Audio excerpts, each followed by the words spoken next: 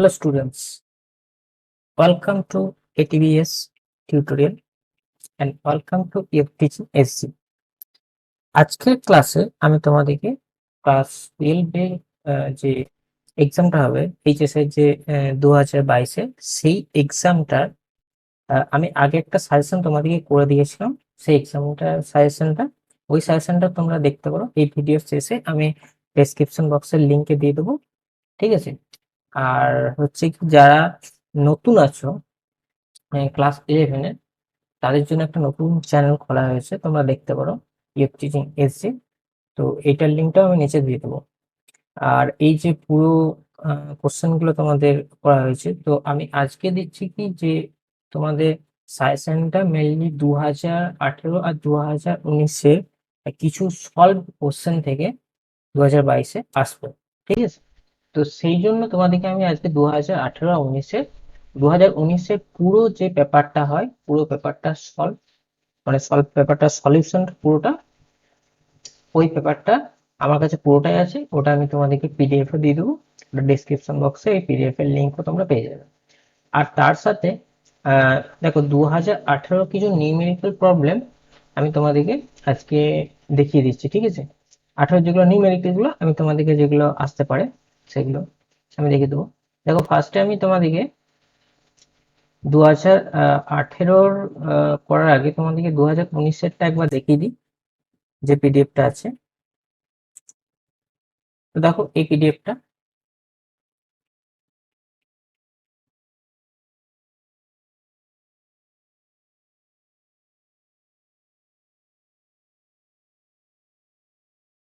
ঠিক আছে।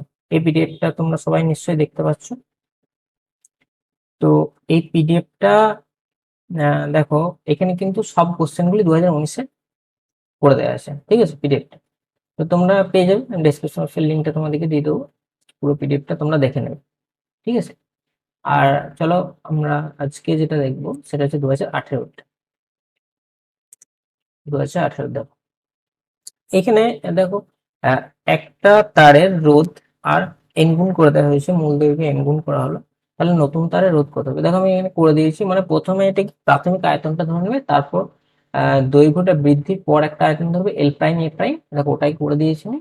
আর তার সাথে দেখো এল এর সাথে মানে প্রাথমিক আয়তনের সাথে আমি অন্তিম যে তোমার আয়তনটা, এই অন্তিম আয়তনটা তোমার সমান হবে। এই জন্য তোমার কি হচ্ছে, এটা একটা দেখো প্রস্থচ্ছেদের একটা মানে মান পাওয়া যাবে। যদি দৈর্ঘ্য এন গুণ তোমার বৃদ্ধি হয় তাহলে প্রস্থচ্ছেদটা মনে রাখবে যে এন গুণ কমে যাবে। তো এটাকে আমি বসিয়েছি এখানে, তাহলে পাওয়া গেছে আমার আর প্রাইম সমান এন স্কয়ার।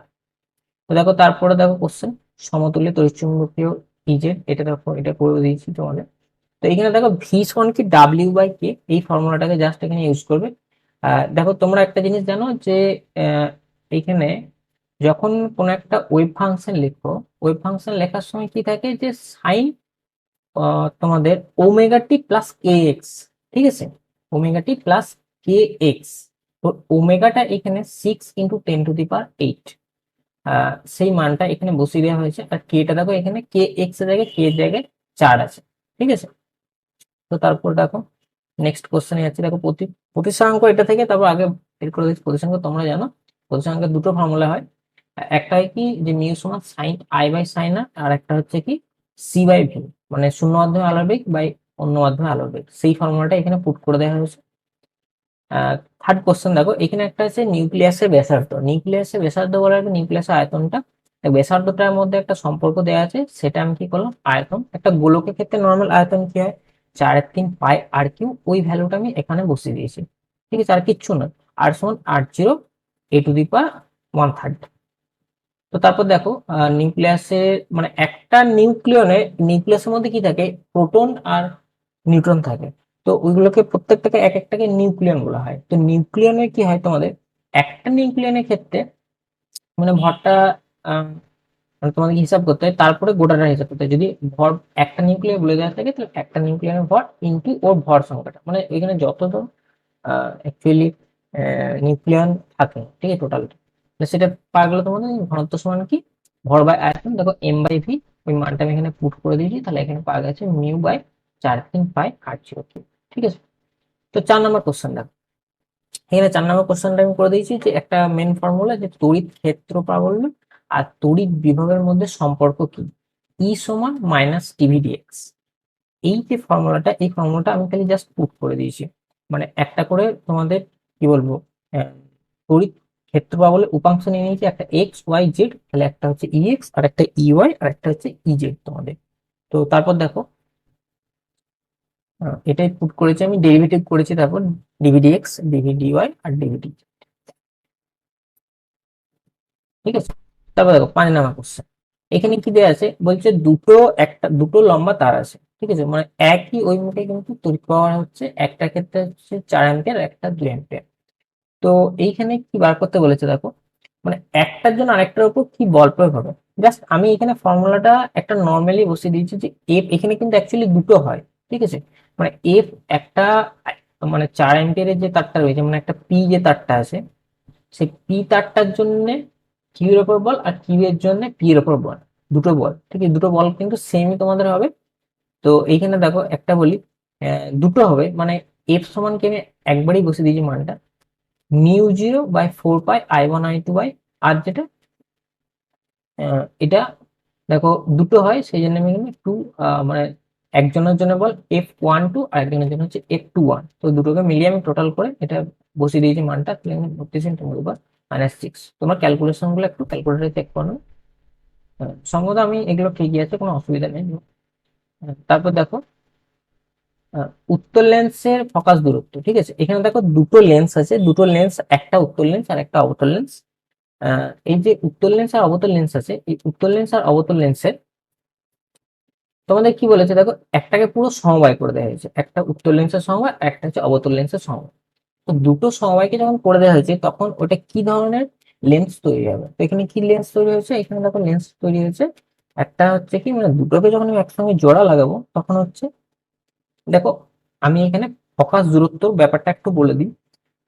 অনেকজন থাকো কি যে অনেক সময় ক্যালকুলেশনে আনা হয় যে লেন্সটায় ফোকাস দূরত্ব যে দিক থেকে আলো যায়, তো সেই দিক থেকে মানে যখন মাপবো, সেই দিক থেকে অপোজিট দিকে যখন মাপবো তখন সেটা পজিটিভ, আর উল্টো দিকে যখন মাপবো নেগেটিভ। এই যে হিসাবটা, এটা আধুনিক নিয়ম হচ্ছে কি, আলো যেদিকে যাচ্ছে সেই দিকটাকে তোমার পজিটিভ, তার উল্টো দিকটাকে নেগেটিভ, কিন্তু আগের নিয়মটা উল্টো ছিল, ঠিক আছে, আলো যেদিকে যাচ্ছে সেই দিকটা নেগেটিভ, তার অপোজিট দিকে যখন মাপবো সেটা হচ্ছে পজিটিভ। তো এখানে আমি আধুনিক নিয়মই করেছি, কোনো অসুবিধা নেই তোমাদের। তো এখানে উত্তর লেন্সের ফোকাস দূরত্ব মানে ওইখানে জিনিসগুলো জাস্ট একটু উল্টো হয়, মানে এখানে ফোকাস দূরত্ব উত্তর লেন্সের ক্ষেত্রে মাইনাস হয়ে যায়, অবতল লেন্সের ক্ষেত্রে প্লাস হয়। তো এখানে কি হয়েছে, উত্তর লেন্সের ফোকাস দূরত্ব প্লাস হয়ে যায়, অবতল লেন্সের ক্ষেত্রে মাইনাস হয়ে যায়। জাস্ট ওই মানটা আমি এখানে বসিয়ে দিয়েছি। তো ওই মানটা যখন বসিয়ে দিয়েছি আমি তোমাদের দেখো তারপর দেখো এখানে ফ্রিকোয়েন্সি, ঠিক আছে, সরি ফ্রিকোয়েন্সি নয়, এখানে দেখো আমি এখানে আরেকটা জিনিস, হ্যাঁ এই কোশ্চেনটা তোমাদেরকে আমি বলতে যাচ্ছিলাম। দেখো মানে কি, যেটা হচ্ছে অবতল লেন্সের ক্ষেত্রে তোমাদের আহ, তুল্য যেটা, ঠিক আছে, তুল্য ফোকাস, এই তুল্য ফোকাসটা কি করবে, ঠিক আছে, তুল্য ফোকাসটা মানে কিভাবে বের করবে সেটা একটা ব্যাপার আছে। তো এখানে কি করবে, তুল্য ফোকাস যখন বার করবে তখন কি করবে, যেমন রোধের মতনই তোমরা 1/f1 + 1/f2 জাস্ট করবে, তাহলে কিন্তু এখানে অ্যান্সার চলে আসবে। এবার দেখো এখানে নেগেটিভ চলে এসছে, মানে কি ফোকাসটা এটা অ্যাকচুয়ালি পুরো যে সময়টা আছে সেটা এখানে একটা লেন্সের মতো আচরণ করছে, ঠিক আছে। তো আমি এখানে এফ ই কিউ মানে অ্যাকচুয়ালি তোমরা, আমি যেটা প্রথমে বললাম যে এফ ই কিউ মানে হচ্ছে ইকুইভ্যালেন্ট, ঠিক আছে, মানে কেউ ফ্রিকোয়েন্সি বলে দেবে না, এটা হচ্ছে এফ ইকুইভ্যালেন্ট, যেটা আমি বলে দিচ্ছি। তো ঠিক আছে, দেখো এরপরে একজন ব্যক্তি 10 সেন্টিমিটার দূরের জিনিসকে পরিষ্কার দেখতে পায়, 30 সেন্টিমিটার দূরের জিনিসকে স্পষ্ট দেখার জন্য কোন ধরনের চশমা দরকার। তো দেখো এই অঙ্কটার ক্ষেত্রে কি হচ্ছে, আহ, তোমরা একটা আরেকটা জিনিস জানবে যে কি হচ্ছে এখানে, চশমাটা যখন পড়াচ্ছে মানুষের স্বাভাবিক দৃষ্টি কি 25 সেন্টিমিটার, তো আমার চশমাটা পড়ার সময় কি হচ্ছে, মানে 30 সেন্টিমিটারটা ওর 10 সেন্টিমিটার নিয়ে চলে আসছে, ঠিক আছে, মানে বস্তুত 30 সেন্টিমিটার প্রতিবিম্বটাকে কি নিয়ে আসছে, ওর 10 সেন্টিমিটার নিয়ে আসছে, কারণ ও 10 সেন্টিমিটার লোকটা পরিষ্কার দেখতে পাবে, ঠিক আছে।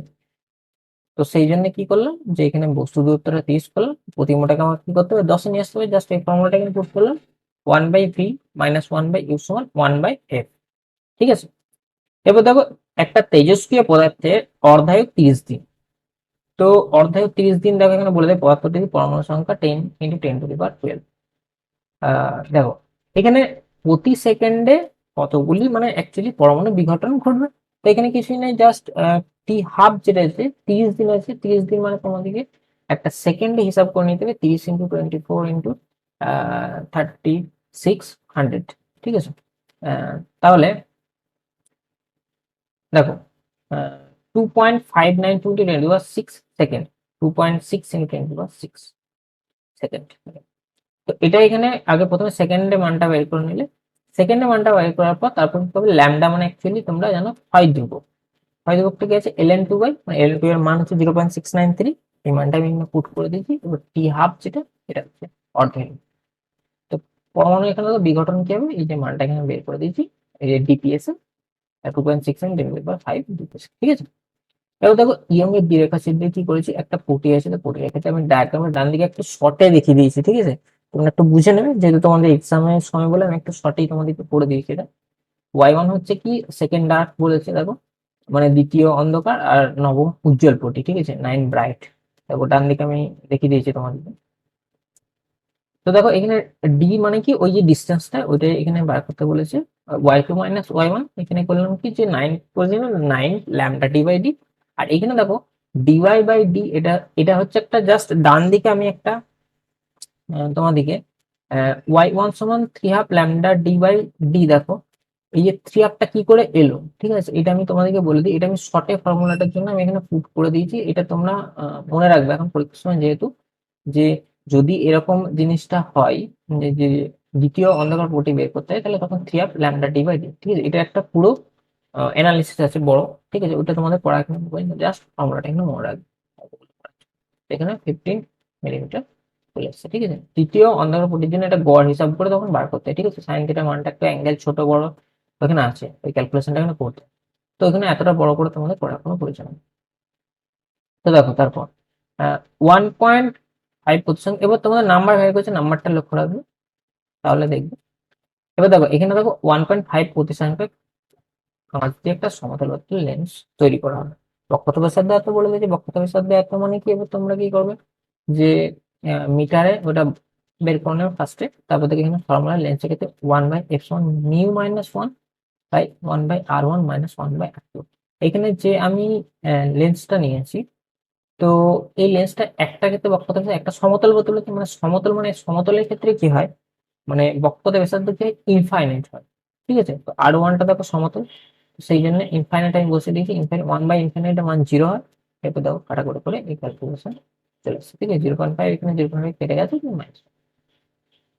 ঠিক আছে, এরপর দেখো 11 নম্বরে কি বলে দিয়েছে, এল আর বর্তনীর ক্ষেত্রে ক্ষমতা গুণ। এটা just formula 1/√L plus omega L by R তার হোল স্কয়ার। এখানে দেখো ওমেগার জায়গাটা আমি শুধু জাস্ট চেঞ্জ করেছি, ওমেগা আই বলে একবার করেছি, মানে প্রাথমিক যেটা ছিল যখন 1/√3 তখন ভ্যালুটা পুট করেছি, দিয়ে ওমেগা আই এল বাই আর স্কয়ারের পুরো ভ্যালুটা এখানে 2 এসছে।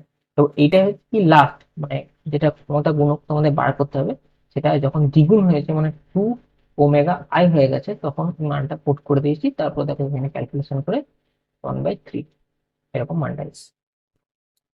এরপর 12টা দেখো, যে 2 × 10⁻³ সেমি স্কোয়ার প্রস্থচ্ছেদ বিশিষ্ট একটা তামার তারের বিক্রম মাত্রা আমি বের করেছি এখানে।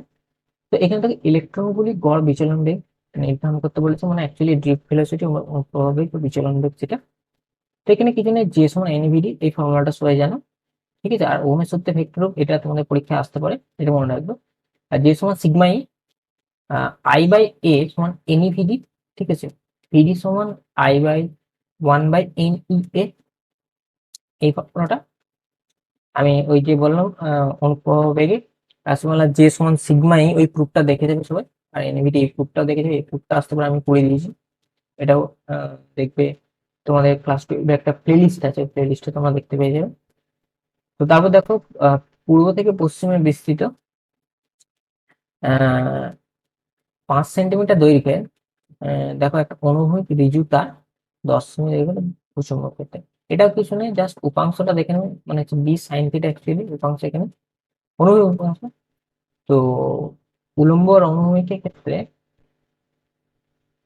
এটা একটু মনে রাখবে, মানে অ্যাকচুয়ালি এখানে লম্ব হয়ে পড়ছে, মানে অ্যাকচুয়ালি অনুভূমিকটা মানে কি, যখন একটা বি কস থিটা একটা বি সাইন থিটা, তো এখানে থিটাটা কোন কোন দিকে কিসের উপর সেটা তোমাদের উপর ডিপেন্ড করছে, এটা কি মানে কোন থিটা ভ্যালুটা কোম্পানি থেকে কোনটা নিয়েছো, ঠিক আছে। তো এখানে দেখো ফর্মুলাটা মনে রাখবে তোমরা, এখানে আর কিছু নাই, ই সমান বিএলবি সাইন থিটা।